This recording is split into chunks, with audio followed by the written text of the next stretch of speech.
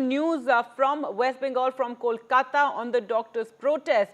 Now, the junior doctors of Bengal protesting over the rape and murder of a young doctor at a Kolkata hospital have in fact hardened their stance after this 5 p.m. back to work deadline was given by the Supreme Court yesterday.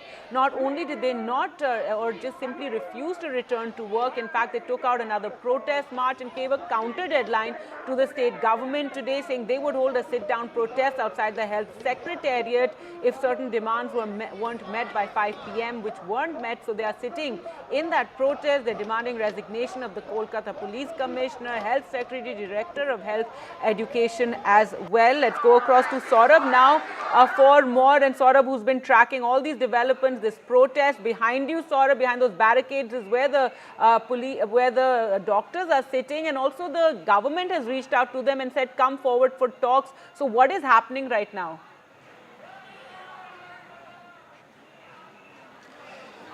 Well, there was an email sent by the health secretary to the junior doctors body, and of course the doctors have responded to that, saying that they will not go for talks. They've listed a couple of reasons, and I'll just list them quickly. One is that they say that this came from the health secretary, whose resignation they've been demanding. That's why they are here near the Swasthya Bhavan. Secondly, they say that the Swasthya Bhavan is right here. Why did he have to email? He could have just walked down and spoken to us. Thirdly, they say that the letter said only respected sir and not respected madam. There's so many women doctors who are protesting here. Then again, they went on to add, saying that, look, they've asked for a delegation of not more than 10 people, and that's, something that is unacceptable to us. So these are the broad reasons why they've refused to, respond to the invite for talks. Now, the Chief Minister was at the State Secretariat today.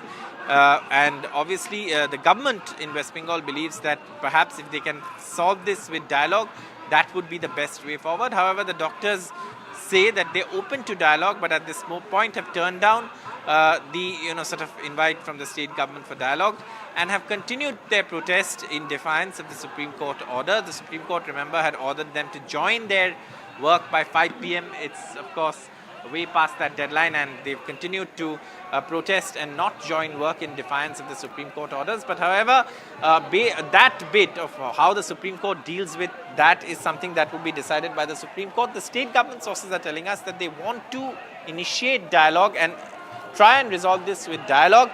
And they say that punitive measures or measures like the ESMA are only to be used as a last resort if everything fails, if the doctors continue their protest, don't come for dialogue and continue to defy the Supreme Court's orders. For now, the state government wants them to talk. The doctors say they are open to talks, but have refused this first offer for the reasons listed.